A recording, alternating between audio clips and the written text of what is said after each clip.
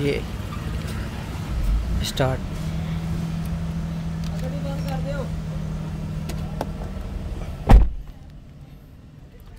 इस गाड़ी के अंदर मसला ये था जी कि गाड़ी अपने रिमोट से ना लॉक कर रही थी, ना अनलॉक कर रही थी, और ना गाड़ी का स्विच ऑन हो रहा था। ये रिमोट इसके ओरिजिनल थे दोनों ही, ठीक है। अल्हम्दुलिल्लाह हमने इसके ऊपर वर्क किया है, अल्लाह के हुक्म से ये काम हो गया है माशाल्लाह से। ये देखिए रिमोट पड़े हुए हैं, ठीक है। और ये गाड़ी स्टार्ट।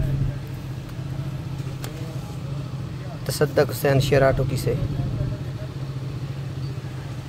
जज़ाकल्लाह, अल्लाह हाफ़िज़।